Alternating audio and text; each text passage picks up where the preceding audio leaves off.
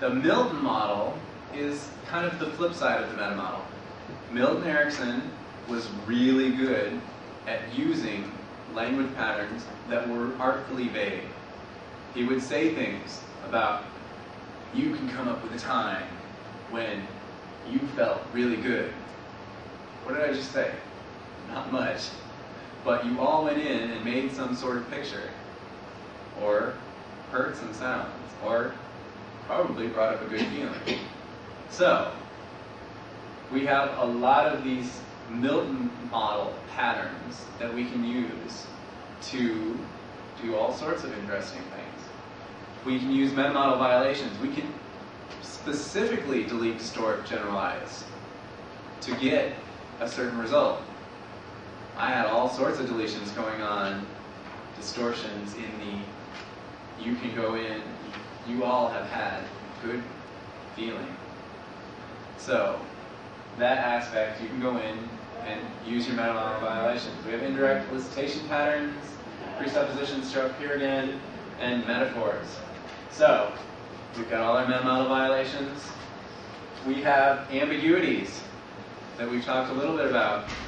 We got several types. Phonological ambiguities are the ones that most people deal with when they think ambiguities. They're like, oh yeah, see here. We have syntactic ambiguities. They were milking cows. Either they were milking cows, or the cows were for milking. Depending on the syntax, as the light dawns. We have scope ambiguities. They needed bearded men and women as extras for the movie. Who was bearded? So, we have punctuation ambiguities, which basically are where you run one sentence into the next. We kind of overlap them with the word. Not run-on sentences. They overlap. So, I could give you a good example now that we're here looking at punctuation ambiguities. Use the word in both sentences or phrase, and you just kind of stop, pause dramatically at the end of one and continue on using that as the beginning of the next one. We have embedded commands. These are phrases like, you can learn quickly while we're doing all of these things that you may emphasize in one way or another. People do this in advertising all the time. If you get some piece of direct marketing mail, check and see if they have anything underlined, anything bolded. Look at my emails. Really good examples of embedded commands. You embed it into the rest of the sentence structure. And there are a number of ways to set embedded commands aside. We'll talk about that in Full Practitioner. Because we use all these analog markings, whether it's hand motions, tone of voice, whether you talk really fast for that part, whether you slow down, whether you talk a little higher or a little lower. We have embedded questions. I was wondering where you got those shoes. Is that a question? No. I was wondering where you got those shoes. Not a question. But most people answer it as if it was a question. Has the nice aspect that it tends to be a little bit less direct. I was wondering what kind of salary you earn. I didn't ask. You may tell me. So, embedded questions and conversational postulates are tied relatively closely together in that conversational postulates are asking something that is a yes-no question and expecting some behavioral response. Do you know what time it is? Most people, yeah, it's thus and such. As opposed to people like me that go, no. Go on to play. So, conversational postulates are yes-no questions that you're expecting some sort of behavioral response from. We talked about negative commands, but I'm sure that you will remember them even better now that we've gone over them again. So, we have technology going on. Presuppositions. Things like ordinal numerals. Because the third thing that we'll talk about, presupposes that there are several more coming before that there is a first and a second, and potentially others. But the presupposition is there's at least enough to lead us up to the third. Limitation of choices via or, sometimes called a double bind. Would you like dessert now, or would you just like some coffee? Popular double bind in restaurants. Either way, you give them two choices, either of which is producing behavior that you want. A lot of people do this. Do you want ham or chicken? No. So, we have to be aware that sometimes these are useful. Double bind is the most popular use of that. Awareness predicates. Because you might notice that the back row is a bit windier than those up front.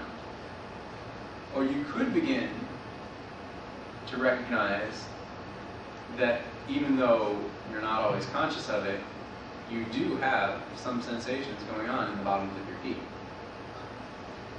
So, you can bring all sorts of things into awareness, suggest that awareness is a possibility, is going to happen.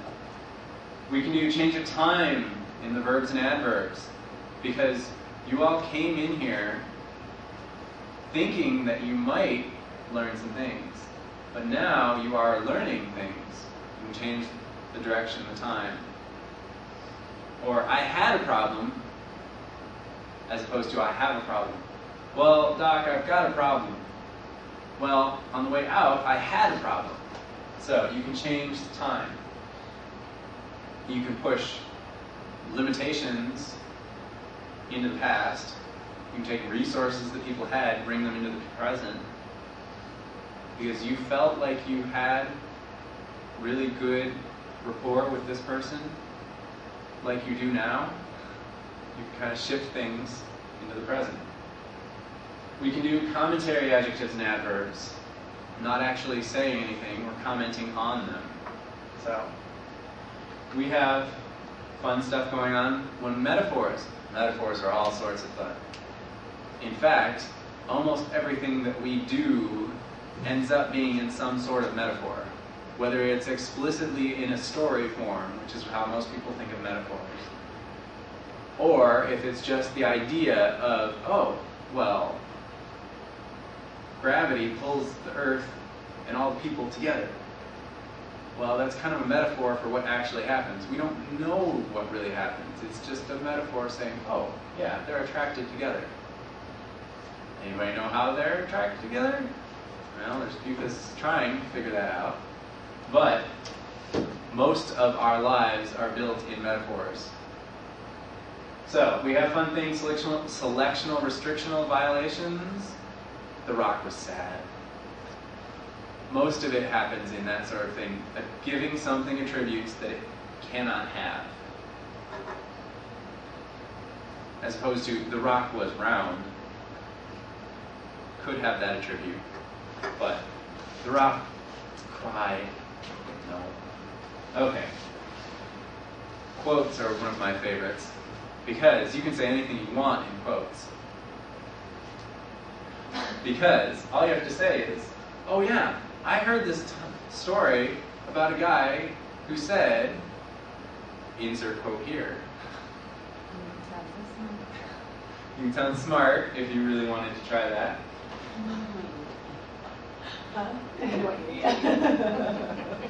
Or you can use quotes like Richard Bandler is very often heard saying, shut the fuck up. And you can get away with saying damn near anything you want. And where did that quote end? Nobody really knew what was me and what was not me. And so you can get away with an awful lot of stuff in the middle of quotes. If you really get good at quotes, you have a story about someone who had something happen, and they tell something, and you have nested, embedded quotes, several of them going on at once, and pretty soon nobody has a clue who's saying what, and you can tell them whatever you want.